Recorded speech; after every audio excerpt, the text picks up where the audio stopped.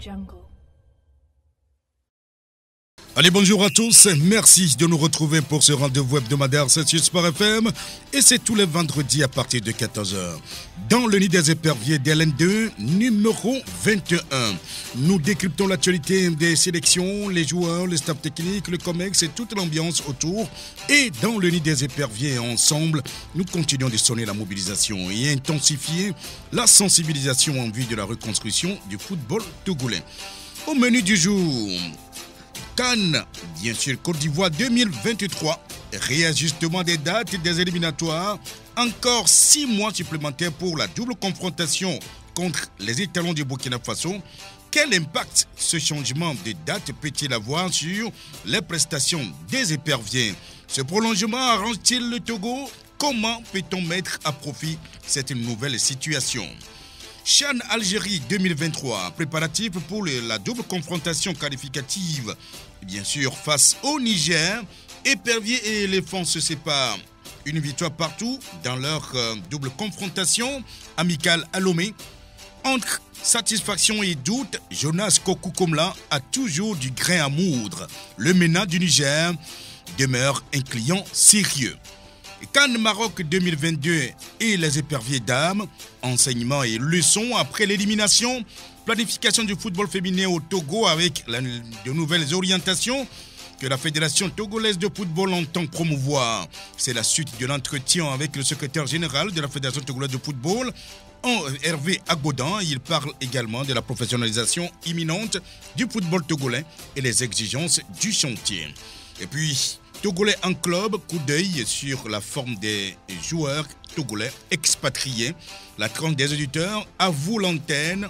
Comme d'habitude, on va le faire.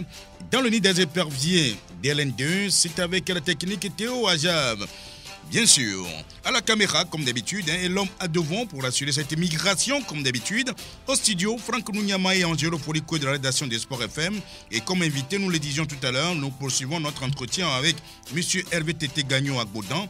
Il est le secrétaire général de la Fédération togolaise de football. À la présentation, appelez-moi Aimé Le Bon Épée d'LN2.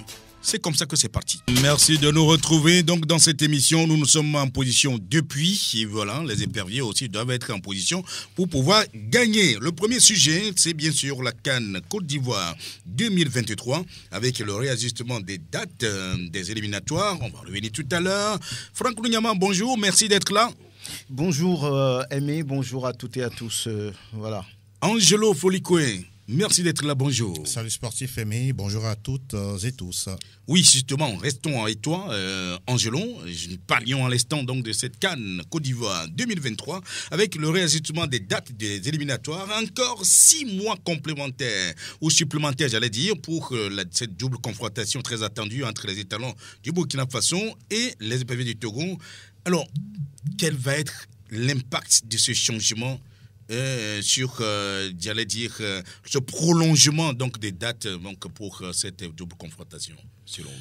Il faut dire que l'on s'attendait à cette modification du calendrier de la part de l'instance continentale de football, quand on sait que depuis un bon bout de temps, on assiste à un véritable cafouillage au niveau de la gestion ou du management de cette discipline-là. On a cru comprendre qu'avec Ahmad, c'était mauvais, mais là, on a l'impression que c'est pire. Et je ne suis pas du tout étonné. Motsepe ne fait pas mieux, on dirait, simplement. Pas du tout. Il fait pas mieux. Il fait pas mieux. Surtout quand on n'arrive pas à imposer cette volonté-là de laisser la CAN se disputer au mois de janvier. Ça va, ça vient. Tantôt, on essaie de dire oui, ça va se tenir. 2 semaines après, on passe à une modification et après on acte que non, à cause de ceci ou de tel paramètre, la compétition ne peut plus se jouer à la date précédemment établie. Donc pour revenir un peu à cette bousculade de calendrier, je me dis ça peut être un mal pour un bien. Ça dépend de quel côté on se trouve. Nous savons très bien que la situation du Togo, c'est 1 point après 2 matchs. Et donc, la première problématique, c'était comment permettre à cette sélection de retrouver ce mental de gagnant et d'aborder au mieux la double confrontation face au Burkina Faso. Alors là, se posait la pertinence du problème lié aux joueurs qui, ma foi, à une certaine période, n'étaient pas forcément travailleurs sur le terrain. On avait dit également qu'il y a certains joueurs, entre guillemets, qui semblent être des tricheurs, qui cachent des blessures et sur le terrain, étant titulaires, ils n'arrivent pas à se donner à fond. Et au même moment, on se posait la question de savoir, est-ce garder la même ossature ou bien forcément aller chercher d'autres joueurs capables d'arborer la tunique jaune et de se mouiller sur les prochaines rencontres. Donc, voilà autant de paramètres que l'on se met sous la dent. Maintenant, je pense que le plus urgent aujourd'hui, d'autant plus que la compétition ou bien les prochaines fenêtres ont été repoussées jusqu'en mars 2023, ça veut dire qu'il faut rester pendant 6 mois sans rien faire. Mais attention, c'est là se trouve le piège. Donc, tout de suite, je vais me tourner vers la Fédération togolaise de football et en même temps le ministère, pour ne pas dire l'État, pour mettre en place une certaine planification. Je m'explique. Quand on prend la fenêtre de septembre où les sélections qui ont été qualifiées pour le mondial vont s'essayer en matchs amicaux, ça veut dire que les internationaux qui sont dans les autres clubs en Europe vont revenir, soit à la maison. Ils sont libres. Ils sont libres, ou soit vont se retrouver peut-être au Qatar, où va se dérouler la compétition, histoire d'avoir une forme d'acclimatation pour des matchs amicaux. À partir de là, les nôtres aussi seront dégagés. Il faut mettre en place une véritable planification des matchs amicaux contre des sélections à qui on va faire un peu la cour pour voir leur disponibilité, mais des sélections de bonne facture, des sélections capables de pouvoir voir nos failles et en même temps nos forces pour voir comment est-ce que d'ici 6 mois, on pourra d'abord trouver la cohésion, le travail en équipe, l'ambiance autour de la sélection avant de pouvoir se mesurer au Burkina Faso. Pour ce premier aspect, je vais chuter là avant de continuer avec d'autres choses. Oui, Franck, je suis avec vous, mais ce glissement des dates, puisque c'est l'expression consacrée, ce glissement des dates, justement, qui permet à ce que la CAN 2023 soit jouée finalement en 2024, c'est ça d'ailleurs le glissement. Mais ça pose justement un problème. On a dit que le vieux Ayatou n'est pas bon, il est parti. Ahmad est arrivé, il a fait un mandat, on dit qu'il n'est pas bon, il est parti. Eh bien, M. Motsepe est là, c'est lui qui est censé être le meilleur. Et finalement, on n'a pas terminé avec le glissement des dates. Malheureusement, les 2 successeurs d'Issa Ayatou ne font pas oublier le monsieur. Ne font pas oublier le monsieur parce que là, on sent une certaine fragilité au niveau de la gouvernance de ces deux. Quand on prend le malgache qui a voulu un tout petit peu copier ce qui se fait en Europe et veut toujours ouvrir les portes à des réclamations de l'UEFA tenues par Gianni Infantino.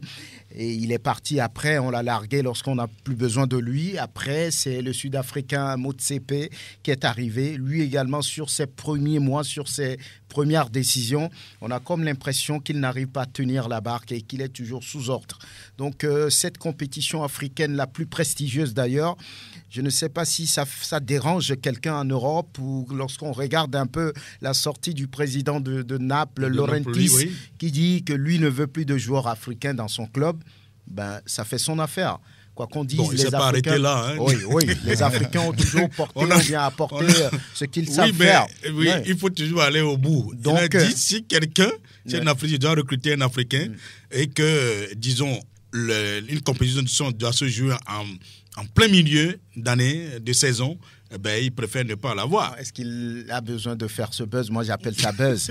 Donc, voilà. Donc, c'est une situation très compliquée pour l'image de la compétition elle-même, de la Confédération africaine de football, qui n'arrive pas à se fixer des dates qu'elle respecte elle-même. Donc ça pose un problème de gouvernance, voilà, et d'indépendance, d'autonomie dans l'organisation des choses. On se fait balancer de gauche à droite. Voilà ce qu'il faut répondre à cette question en premier lieu. Maintenant, pour la suite, glissement de date, on n'avait pas besoin de ça. Tout le monde sait qu'en Côte d'Ivoire, la saison avril, juin, jusqu'en juillet, août même, c'est une saison pluvieuse. On le savait avant. On le savait avant d'attribuer justement cette CAN à la Côte d'Ivoire. Oui, ça veut dire qu'il n'y a pas, on va dire, cette rigueur dans la programmation des choses, on fait peut-être à la tête du client, on veut dire oui, bon, voilà, on veut faire plaisir à quelqu'un, je ne sais pas. Donc, c'était difficile. Et au dernier moment, on a déjà fait 2 journées de la compétition. Après, on redescend, on dit oui, on va glisser un peu les dates. Ce n'est pas sérieux, ce n'est pas normal. Maintenant, pour les sélections, est-ce que c'est une bonne chose? Oui. Ça peut être une bonne chose parce que ça permet à Paulo Duarte, pour ce qui concerne le Togo, les éperviers, voilà, d'avoir un peu plus de temps pour repréparer. Ça fait 6 mois supplémentaires. Pour repréparer ses joueurs. Le Togo qui n'a enregistré qu'un seul point sur 6 possibles. Peut-être que c'est une occasion pour lui d'aller chercher des joueurs qui peuvent tenir, on va dire, voilà, ce maillot national, qui peuvent faire l'affaire, qui peuvent changer voilà, ce mauvais départ que le Togo a pris dans la compétition. En d'autres lieux, ça peut être, on va dire, c'est-à-dire que ça peut amener une certaine dispersion, une certaine démobilisation au sein du groupe. Parce qu'on va se dire, oui, maintenant on a encore 6 mois, on a encore temps. Donc on a le temps. Voilà, on a encore le temps et ça peut être un bon piège. Africain, oui. Donc je pense qu'il faut véritablement être sérieux, être rigoureux pour ne pas dire que oui, nous avons le temps, surtout pour le Togo qui a mal commencé. Il va falloir saisir chaque minute, chaque seconde pour repréparer cette équipe. Oui, mais voilà, Angelo proposait justement qu'à cette fenêtre de septembre, qu'on puisse justement profiter de cela pour trouver des moyens et faire... des matchs amicaux. Oui. Ben c'est bien sinon rester sur ces 6 mois sans se tester, sans donner les moyens aux joueurs de pouvoir se jauger. Je pense que ça va faire très mal à l'arrivée. Une coupure de 6 mois, de 10 mois, mais ce n'est pas normal pour une équipe nationale qui a envie d'être performante sur la compétition. Et surtout pour le Togo qui a mal démarré, il va falloir avoir d'autres occasions pour jouer, pour tester X ou Y, pour être sûr pour la suite. C'est quand même le Burkina qui vient. Oui, mais justement, Angelo, et surtout ne pas oublier que pour ces 2 rencontres, surtout la seconde rencontre contre justement le Cap-Vert, l'entraîneur Paulo Duarte a dit « Je ne reconnais pas mes joueurs oui. ». Il faudrait qu'on lui donne le temps de reconnaître ces joueurs, finalement. Oui, je ne sais pas si sur ce match-là, à une certaine période, les joueurs, peut-être, je dis bien peut-être, ont eu un complexe de supériorité, parce que d'infériorité, pardon. D'infériorité par rapport au Cap-Verdien. Au Cap-Verdien, parce qu'on sait très bien que tout parce le monde... Parce que c'est des requins. Non seulement ça, requin par rapport à épervier, regardez un peu l'image, oui. Mais bon, on va pas aller dans ce sens. Requin qui reste dans l'eau, oui, mais tout bleu. Qui sort de l'eau et qui cueille l'épervier en plein vol. L'épervier en plein vol. En plein vol. Donc, ah oui, ben voilà. Je pense que le fait, entre-temps, d'avoir peut-être sous-estimé Eswatini, oui. Ils n'ont pas su... Qui était plutôt de véritables boucliers du roi. Oui, au départ, non. Au départ, non, mais ils ont fait de la résistance, ils ont fait le dos rond, et les éperviers n'ont pas pu trouver la faille pour atteindre le roi. Donc, les défenseurs du roi étaient bien présents. Ouais. Pour être un peu plus sérieux, je pense que les joueurs ont failli sur ce premier match. Maintenant, ce sont des choses qui arrivent. Tous les jours ne sont pas forcément dimanche. Ils devraient normalement retrouver le mental face au Cap-Vert, sachant que ça reste un adversaire redoutable. Tous les jours ne sont pas dimanche, mais il faut tout faire pour que tous les jours deviennent dimanche pour vous. Oui, et surtout quand on est compétiteur, côté épervier, il fallait le faire. Mais ils se sont complètement liquéfiés. Il n'y avait rien du tout. Paulo Duarte l'a dit. Et pourtant, c'était presque le même 11 qu'il avait mis d'entrée face à l'Eswatini. Peut-être il a pensé que le même groupe pouvait faire preuve de solidarité, de remise en cause face au Cap-Vert, mais ça n'a pas été le cas. Maintenant, je me dis, je vais essayer de rester encore sur mes déclarations disant ceci. Bouger cet effectif ou aller trouver de nouveaux joueurs tout de suite pour repartir vers l'avant, ça risque d'être un peu compliqué. Je préfère qu'on garde le même effectif, peut-être à 2 ou 3 exceptions près. Ça veut dire que le noyau, il est là, l'ossature est bien en place. Maintenant, mettre un peu de la concurrence, que ce soit sur le côté droit, le côté gauche, en milieu de terrain, en attaque, ça essaye de marcher. Qui vous pensez qu'on doit enlever ? Honnêtement, aujourd'hui, les latéraux, par exemple, sur le premier match face à l'Eswatini, sincèrement, ça n'a pas marché. que ce soit Ate Youssif ou le second, Akman, je pense que ça doit être lui. Ça n'a pas été vraiment ça. Maintenant, pour Akman, je peux trouver un petit bémol, comme quoi il vient de découvrir la sélection. On doit lui laisser un peu le temps de pouvoir s'adapter un peu au jeu et à l'environnement du Togo. Et on prend également au milieu de terrain, je pense que Romao, lui, on va pas lui demander de courir pendant 90 minutes. Hein. Je pense que c'est juste son expérience, son sens du placement il doit qui fait courir toujours. combien de minutes? Bon, à ce niveau-là, minutes. je pense que il faut lui trouver un binôme, c'est-à-dire quelqu'un, même un plan B, c'est-à-dire que s'il ne peut pas tout de suite être titulaire, trouver quelqu'un capable d'avoir un gros volume de jeu. Je pense qu'au Togo, dans notre championnat, on pourra trouver un ou deux joueurs. C'est en cela je dis que Wome Dové, par exemple, pour moi, a toujours sa place au sein de cet effectif des éperviers du Togo, mais je ne suis pas le sélectionneur. En attaque, aujourd'hui, la bonne satisfaction, c'est que le Togo arrive à marquer. Ils l'ont fait face à l'Eswatini, mais face au Cap-Vert, il n'y a pas eu de lien entre Labafodo, Plaka Fessou. Il y a une césure. Complètement. Et c'est en entre cela, le milieu de terrain et l'attaque. C'est en cela que je dis, à l'heure où nous parlons, ayant le courage de le dire, nous n'avons pas de meneur de jeu efficient, capable de garder le ballon, de pouvoir monter avec le ballon, de casser la ligne et surtout de mettre le ballon dans la course de ces attaquants-là. Quand ce n'est pas ça, franchement parlant, on ne fera que du kick and rush, un peu à l'anglaise, où on balance de longues balles et quand il n'y a pas de joueurs de grand gabarit à la retombée de balle, on aura toujours des difficultés. Toujours est-il le milieu du terrain, donc des ballons. Et quand ça ne joue pas au milieu du terrain, les latéraux ne sont pas nourris et l'attaque aussi ne fonctionne pas. Pour terminer en disant ceci, Paulo Duarte sait très bien que oui, autant lors des éliminatoires du mondial, il a eu 4 matchs sans défaite, mais au même moment, il se rend compte qu'aujourd'hui, la réalité, elle est tout autre. C'est à lui de trouver les formules. Aux côtés de lui, il y a le team manager, si je ne me trompe pas, le manager général Serge Akako. Ce n'est pas le team manager. Voilà, le manager général, voilà parce que les rôles sont complètement assez différents et distincts. Par rapport à ce qu'on savait avant. Et donc, à ce niveau-là, c'est à lui de peut-être proposer d'autres joueurs et de permettre à ce qu'on ait une véritable concurrence saine pour les prochaines sorties. En tout cas, Angelo pense qu'il faut garder donc l'ossature, peut-être à quelques exceptions près, mais Franck, lui, mais depuis fort longtemps, toujours dit, reprenons donc les joueurs qui ont fait les 4 matchs sans défaite des éliminatoires de la Coupe du Monde. Revenez à vous, Franck. Oui. Tout part de là. Je l'ai toujours dit que le sélectionneur a lui-même déséquilibré un tout petit peu le noyau de son groupe. Lorsqu'on voit un peu ce qu'il s'est passé sur ces 4 derniers matchs dont vous venez de parler, les 4 derniers matchs des éliminatoires du mondial Qatar 2022, on savait bien que le Togo avait fait 2 matchs nuls et 2 victoires. 2 victoires, faut le souligner, à l'extérieur. C'était quand même pas rien. Ce n'est pas rien. Voilà, donc il fallait donner l'occasion à cette équipe de pouvoir prendre plus d'expérience, de pouvoir être ensemble sur une longue période. Malheureusement, le stage d'Antalya est venu tout chambouler. Le sélectionneur croyant qu'il avait... Un stage qui devrait en principe nous arranger, a tout chamboulé. Ça semblait plutôt voilà, le sélectionneur être le problème de cette équipe aujourd'hui. A pensé trouver des oiseaux rares qui, après, l'ont déçu parce qu'il a dit qu'il ne reconnaissait pas ses joueurs. S'il ne les reconnaît pas, ça veut dire que les joueurs n'ont pas été au niveau qu'il souhaitait. C'est une phrase que je n'aime pas écouter non plus. Mais bon, voilà, c'est lui qui l'a dit, je n'invente rien. Maintenant, si on doit aller chercher, au cours de cette période de vacances entre griffes, doit aller chercher des joueurs, c'est un joueur qui est capable d'apporter une plus-value. Que ceux qui sont là. Plus que ce qu'on est en train de voir déjà.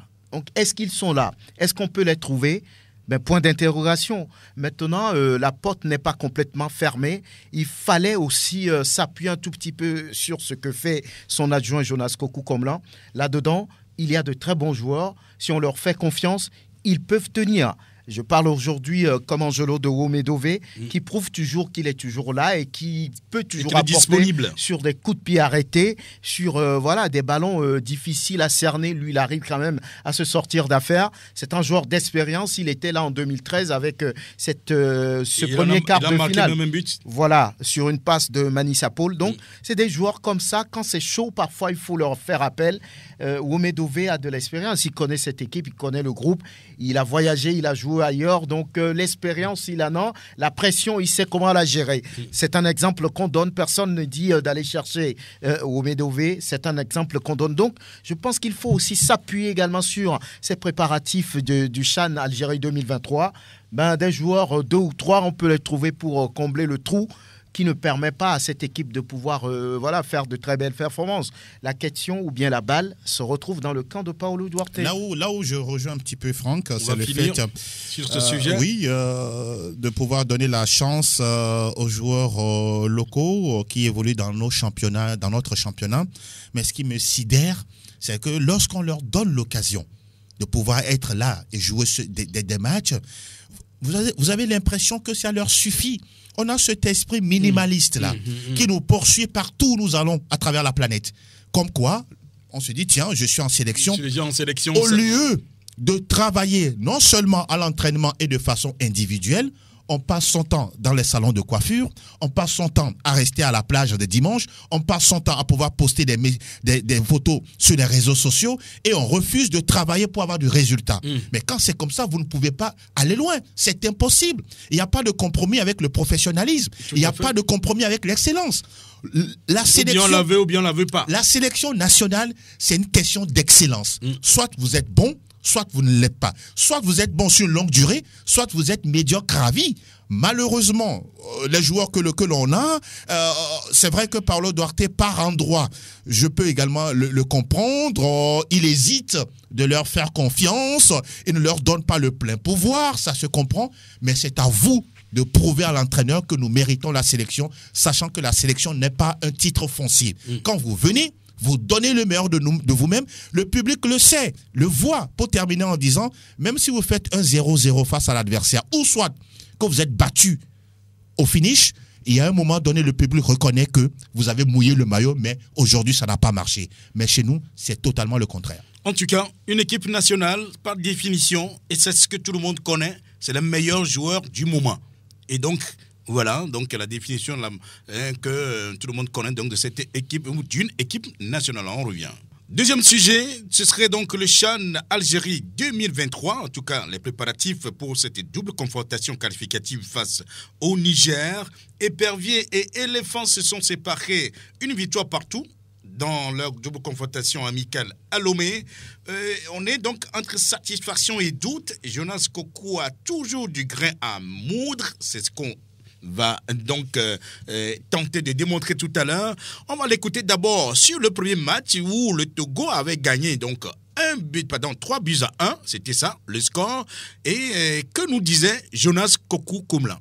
Vous savez, la double confrontation contre le Niger, on n'aura pas besoin de très bien jouer, on aura besoin de gagner. Donc moi je préfère que mon équipe joue mal gagner que de bien jouer puis perdre. Donc on jouait contre une équipe ivoirienne aussi qu'on ne connaissait pas. Il fallait les observer. Les joueurs, à un moment donné, ils étaient un peu paniqués, ça arrive. Il fallait les recadrer un peu. C'était le temps fort de l'équipe ivoirienne la première mi-temps parce qu'on savait que la première mi-temps, ils étaient très forts. Et il fallait les gérer leur temps fort en première mi-temps. Maintenant, deuxième mi-temps, dans les vestiaires, corriger ce qu'on doit faire, mettre beaucoup de vitesse dans le jeu en deuxième mi-temps pour marquer. Parce qu'on sait qu'en deuxième mi-temps, ils ne pourront pas tenir. Donc il fallait mettre beaucoup de vitesse dans le jeu en deuxième mi-temps et puis maintenant essayer d'aller marquer. Donc c'est le football aussi comme ça. Ça peut arriver lors de notre double confrontation, mais le plus important pour nous Togolais aujourd'hui, c'est de se qualifier pour le CHAN. Donc mieux jouer pour gagner, ça vaut mieux que bien jouer puis ne pas gagner. Il avait trouvé donc la solution justement pour cette première manche. Et après le second match contre la Côte d'Ivoire toujours, Jonas Kokou Koumla dit ceci. Toute défaite est grave. Je suis un compétiteur, mais il y a des défaites aussi qui sont bonnes parce que ça nous permet de se remettre en cause, de revenir sur terre. C'est très important. Je donne un exemple. Si on avait gagné ces 2 matchs, on allait dire qu'on est bon, qu'il n'y a plus rien à corriger. Donc il y a des défaites qui font mal, mais il y a des défaites aussi qui apprennent, qui nous donnent des leçons qu'on doit tirer, ce qu'on doit corriger pour les chances à venir. Donc je pense que tranquillement, on va faire l'analyse du match de ce soir, voir ce qu'on doit améliorer, travailler surtout, se dire qu'on doit bosser dur pour se qualifier parce qu'on a 2 gros matchs qui nous attendent. C'est la haute compétition, donc il faut avoir tous les atouts de notre côté, corriger surtout sur certains détails qui nous ont manqué ce soir. J'ai pas de regret, j'ai 27 joueurs, il faut que tout le monde s'entraîne, tout le monde joue. Tout le monde joue. Moi j'ai mon équipe en tête. Maintenant il faut que tout le monde joue. Une équipe c'est pas 11 joueurs aussi. Une équipe c'est des doublons. Par exemple si on commence avec 11 joueurs et que par exemple il y a des blessés, il y a des fatigués. Si ceux qui sont sur le banc n'ont pas pris cette confiance lors des matchs amicaux, c'est pas le jour de la compétition officielle que tu vas les faire jouer. J'ai fait exprès, j'ai mis certains sur le banc pour voir aussi la réaction d'autres, parce qu'une équipe pour moi c'est la concurrence. Il faut mettre tout le monde en concurrence, surtout la concurrence saine. Voilà, donc les deux propos, bien sûr, sur ces deux matchs, justement. Ces deux matchs amicaux, justement, d'abord, qui disaient je préfère jouer donc un match mauvais et gagner. Et puis finalement, j'ai 27 joueurs, il faut que je fasse jouer tout le monde. Oui, sur un match de football, c'est le résultat qui compte. Après, on ne compte pas les dribbles, les bonnes actions ou bien les beaux gestes. C'est le fait de pouvoir marquer plus de buts que son adversaire qui compte à l'arrivée. Donc, sur le premier match, on a senti une équipe togolaise qui a envie de montrer quelque chose et elle a réussi à montrer face aux éléphants de la Côte d'Ivoire qui, peut-être sur ce premier match, étaient un peu en dedans. Le fait déjà de jouer contre la Côte d'Ivoire, contre les éléphants, était quand même très bien. C'était un bon sparring partner.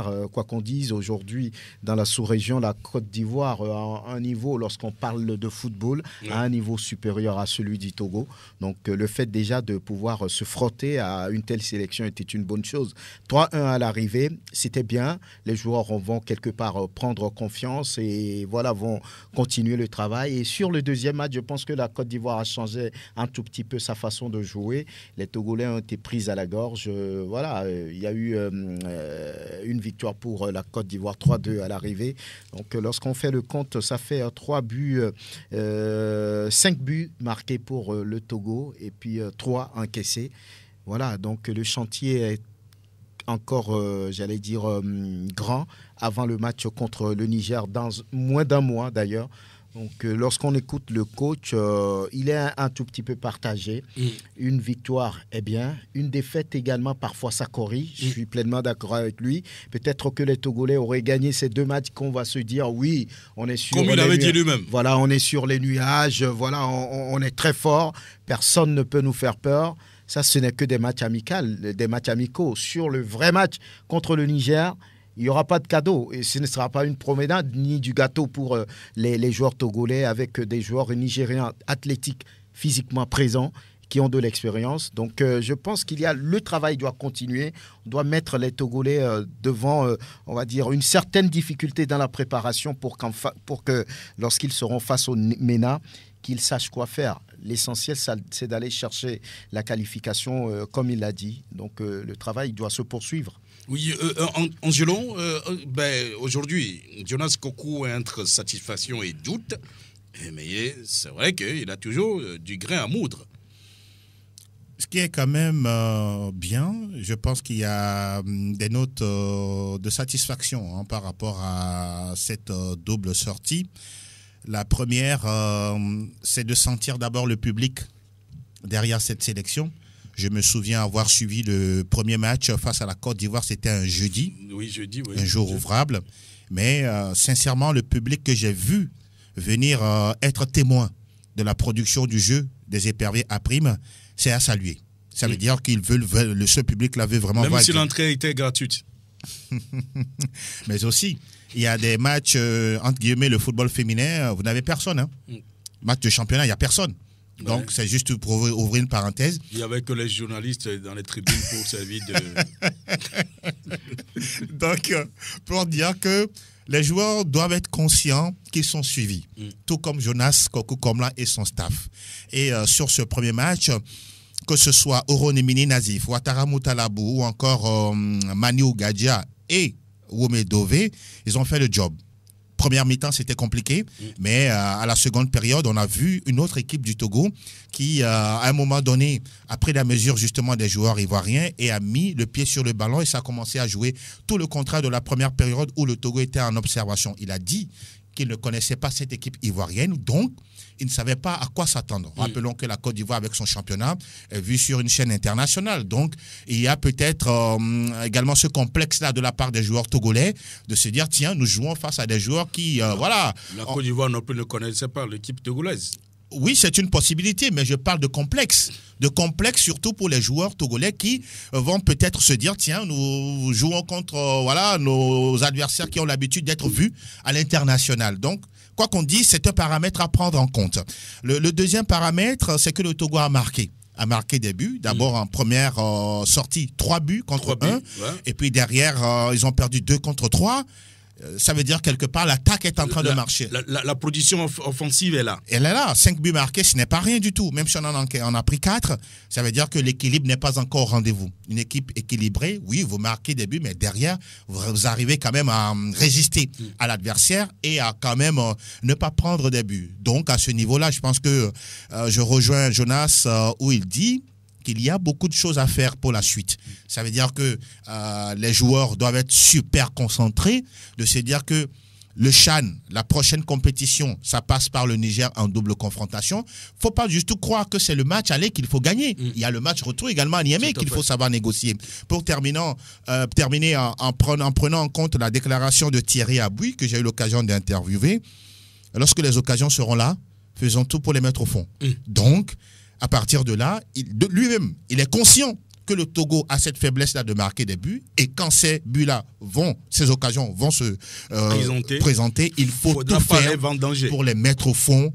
Même si c'est 3, même si c'est 4, il faut arriver à les marquer. Alors justement, le coach Jonas Kokoko-Blanc parlait donc entre-temps de tout ce qui pouvait donc amener à marquer, mais aussi il faut éviter d'en encaisser. Vous disiez tout à l'heure, tout comme Franck, tout comme Angelo également, oui, nous avons encaissé donc 4 buts, et ça veut dire donc il y a le défenseur, mais aussi le portier, le goal.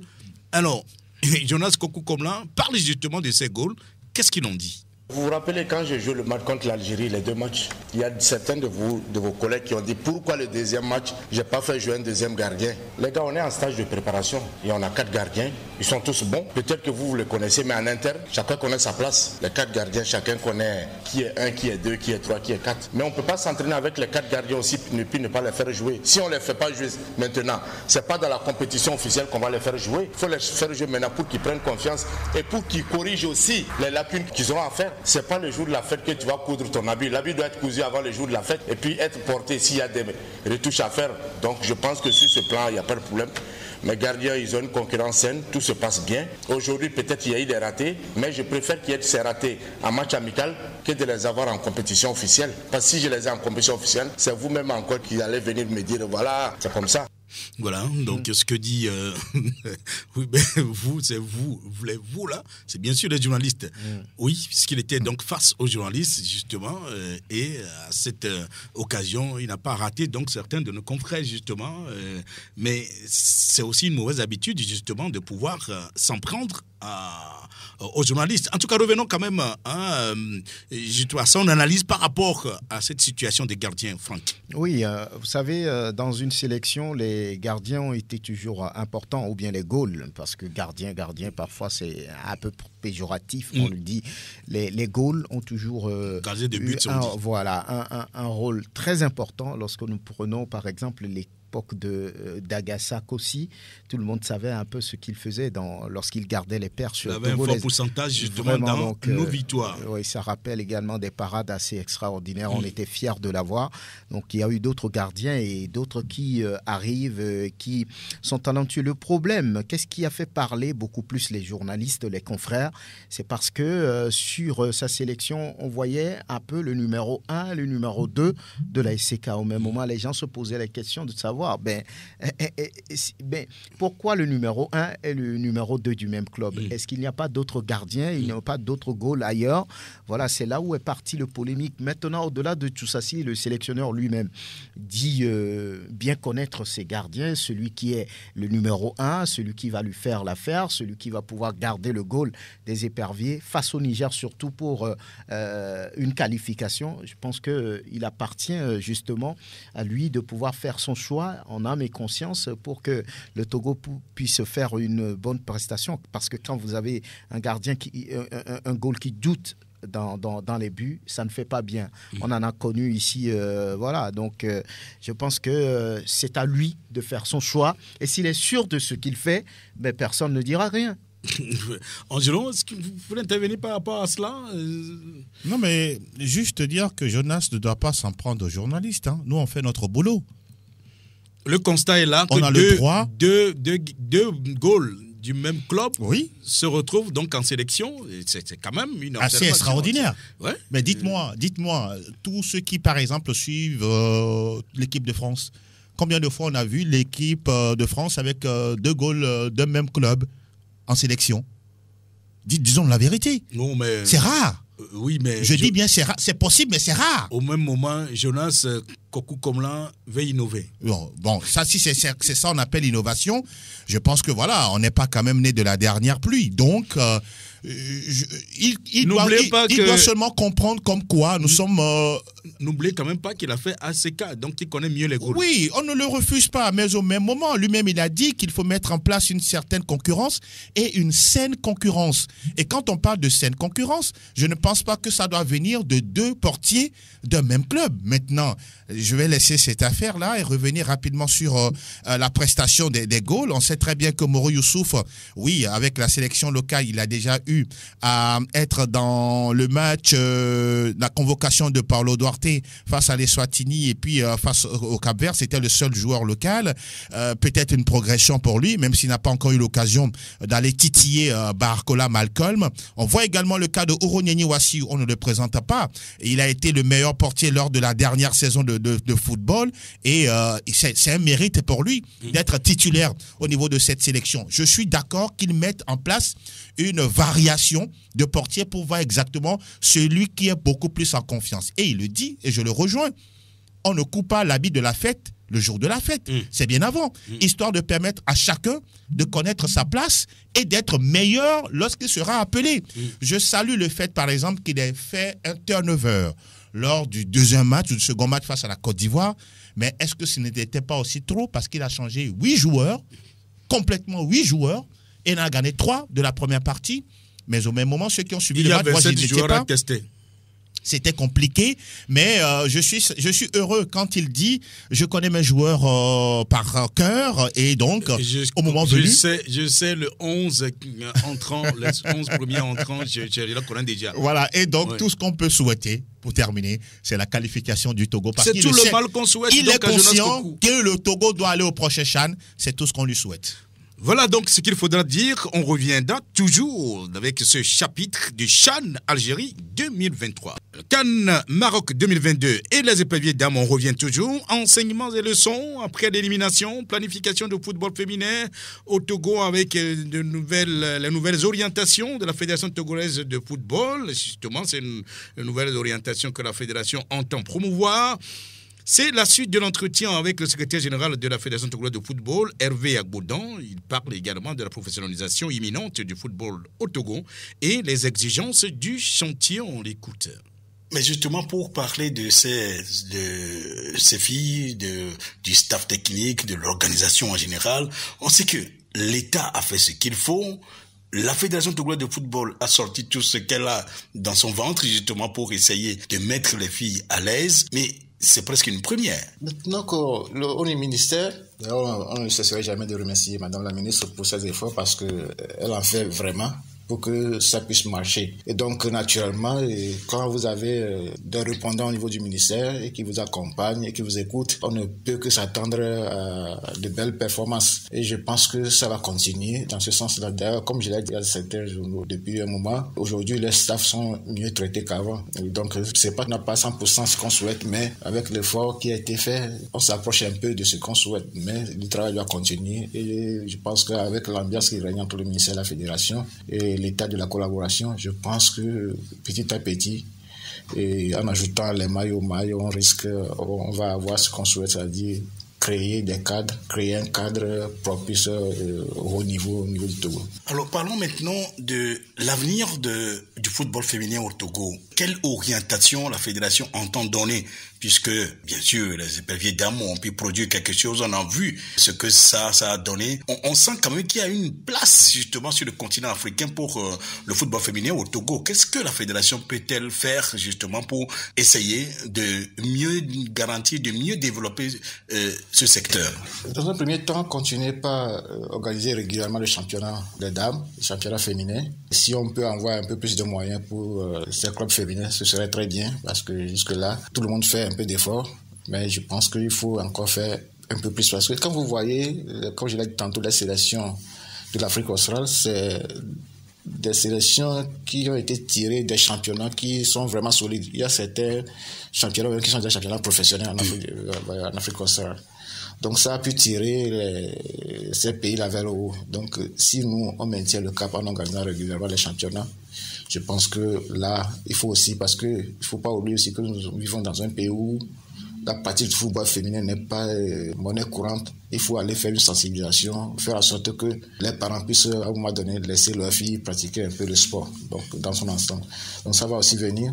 La deuxième chose, c'est profiter des journées FIFA qui s'offrent à nous. C'est-à-dire, quand il y a journée FIFA, il faut nécessairement que nos joueuses, les dames, aussi l'équipe nationale, fassent un stage, un match amical par ici, un regroupement par là. C'est avec ce programme-là qu'on peut vraiment mettre en place, fignoler notre équipe nationale. Donc, ne plus attendre une compétition pour pouvoir regrouper et commencer un travail. Mais, comme je l'ai toujours dit, moi, depuis que je suis là, au staff, aux responsables de staff qui passent ici, je dis, profiter au moins des périodes FIFA pour pouvoir organiser des stages pour les différentes équipes nationales. Maintenant, tout dépendra aussi des moyens que nous avons, parce que si on doit faire 5 regroupements, à un moment donné, il va falloir faire privilégier par rapport aux compétitions qui sont en cours. Mais je pense que dans la logique, c'est d'organiser que chaque sélection participe pleinement aux Journées FIFA qui sont des dates prévues au calendrier. Oui, maintenant, pour la fédération exacte, quelle est la philosophie justement à partir de cette expérience vécue au Maroc? Certainement qu'on se dit, disons, dans un coin, on se dit, ben voilà, le football féminin, il faut qu'on puisse l'organiser autrement, trouver les moyens. Est-ce que on y pense déjà au niveau de la fédération et comment ça va se faire? D'ailleurs, dans le projet de la professionnalisation du football, l'un des critères est que les clubs qui seront des clubs professionnels aient leur section féminine. Et ça permettrait aussi de rehausser un peu le niveau du championnat féminin. Et ça, c'est d'abord l'élément essentiel, parce qu'aujourd'hui, peut-être l'année prochaine, la CAF va sortir une directive demandant aux clubs qui participent aux interclubs d'avoir obligatoirement une section féminine. Ce n'est pas le cas jusque-là, mais le règlement est déjà là. Donc je pense que là, ils sont en séminaire aujourd'hui jusqu'à samedi au Caire avec les managers de licence club, et la nouvelle directive leur sera donnée. Ça déjà, c'est un élément. Maintenant, pour que le football féminin soit vraiment orienté dans notre pays, on avait déjà échafaudé un plan stratégique. C'est de reprendre ce plan, parce qu'il y avait déjà un travail préliminaire qui a été fait avec la FIFA pour actualiser ce plan-là et en faire vraiment un plan stratégique de développement du football féminin. Si on le fait ainsi, ça permettrait d'abord de former toutes les parties prenantes et mettre en place un vrai département. Aujourd'hui, on a fait un effort depuis 2 ans d'avoir un département du football féminin. Oui. Mais il faut que... Ce qui est louable. Voilà, mettre un peu plus de moyens à la disposition du département et pour non seulement assurer l'administration, mais faire en sorte que le département puisse mettre en place des projets en collaboration avec le secrétariat général pour pouvoir réellement donner une ligne directrice au football féminin. Mais c'est des pistes que nous explorons pour faire en sorte qu'avec l'aide de nos partenaires habituels, la FIFA, et la CAF et même le ministère des Sports, qu'on puisse vraiment donner une nouvelle orientation au football féminin. Voilà, donc le secrétaire général de la Fédération togolaise de football, Hervé Tété Gagnon Agboudan, que nous écoutions à l'instant, Franck Nounyama, je crois que surtout que le football féminin puisse retrouver, ou plutôt puisse être réorganisé ou organisé autrement. Forcément, par rapport à ce qu'on fait ici, je pense parce qu'on dit toujours qu'il y a quand même une place à prendre, parce que c'est comment dire, ce secteur est encore vierge. Oui, et c'est plus facile d'aller chercher une place en matière de football féminin que celui masculin. Le Togo, après cette première participation à la Coupe d'Afrique des Nations de football, a des arguments maintenant, ou bien a vraiment une opportunité pour véritablement donner une place à cette discipline. Parce que, voilà, lorsque vous regardez un peu ce qui se fait sur le continent, c'est vraiment des pays qui mettent les moyens. Quand on prend par exemple le Maroc, qui a organisé la compétition la dernière en fois, finale, hein. et elles étaient en finale, c'est beaucoup de moyens mis devant, 3 milliards j'allais dire, de francs pour permettre à ce pays de pouvoir émerger en matière de football féminin. Lorsqu'on prend l'Afrique du Sud, n'en parlons pas, le Ghana, même si le pays n'était pas qualifié pour la compétition, le Nigeria, rien à dire. Donc, c'est vraiment aujourd'hui ou jamais de commencer par regarder le football féminin d'une autre manière. Le secrétaire général l'a dit, qu'il va falloir avoir plus de compétition, plus d'occasions pour permettre aux filles de pouvoir s'exprimer, mettre plus de moyens et voilà, donner beaucoup de moyens également aux staffs qui sont en place. Et selon lui, ça a bien commencé. Ce n'est pas encore l'idéal, mais ça a commencé. Lorsqu'on regarde, ou bien lorsqu'on a regardé le dernier Euro des dames, on se demandait si c'est des dames qui jouent. Effectivement, le niveau est tellement élevé. Et à un moment donné, le chancelier allemand a demandé à la fédération et au ministère de pouvoir traiter les dames sous le même pied d'égalité que les hommes. Même chose du côté de l'Afrique du Sud. Cyril Ramaphosa, le président de ce pays, a dit oui, on doit forcément traiter les dames sur le même pied d'égalité que les hommes. Donc, ça veut dire qu'ailleurs, on pense donner plus au football féminin. Qu'est-ce qui l'empêche de le faire ici? Je ne sais pas trop, on dira que c'est les moyens. Mais la volonté, déjà, on doit l'afficher en décidant quand même d'amener ce football féminin vers l'avant avec un championnat bien organisé, parce que ça, c'est pas encore un championnat, c'est comme voilà, un petit tournoi. Donc, je pense vraiment que le fait de pouvoir sponsoriser les clubs féminins avec 2 millions ou un peu plus, je ne sais pas, ce n'est pas bien. Ça ne permettra pas à ce football d'avancer. Il faut repenser la chose autrement. En 2 mots, Angelon, pour ce qui concerne le football féminin. Le chantier, il est grand. Très vaste. Très vaste. Je vais faire une proposition à la fédération. Ah oui, mais voilà. Parce que dites-nous. Depuis que la sélection est rentrée du Maroc, je n'ai pas vu mettre à profit le résultat ou les résultats. Parce que quoi qu'on dise, le Togo est allé faire un résultat. Beaucoup pensaient que ça va être ridicule, mais non, ça n'a pas été ça. Et les partenaires, les sponsors qui normalement doivent être derrière le football féminin n'ont besoin, en tout cas, de quelques résultats pour croire au projet, ou croire en ce que la fédération fait. Je pense que les filles, la plupart qui sont toujours à Lomé, la fédération doit mettre en place une véritable communication, histoire de leur permettre d'être des têtes de pont de communication, de sensibilisation, de mobilisation envers les autres jeunes filles. Si nous, à travers le championnat, nous avions pu passer l'étape des éliminatoires et être au Maroc, c'est que vous aussi, vous pouvez le faire à travers le travail, la discipline et l'apport des parents, le soutien des parents. C'est ça. Je pense que ces filles-là, si on essaie de les regrouper et de mettre en place une activité tout au long de la fin de ce championnat ou même de la phase des playoffs, ça pourra apporter un autre regard sur ce championnat. Pour terminer en disant, même les responsables de clubs qui ont tout fait pour que ces enfants soient au niveau du Maroc, il faut les retrouver et repenser le chantier qui reste très très grand. Merci bien sûr pour disons tout ce qu'on a dit donc sur cette proposition, j'allais dire donc pour concernant le football féminin. Et voilà, on reste avec vous, Angelon, et ça reprend. Vous savez donc que les championnats étrangers reprennent, surtout en Europe, et naturellement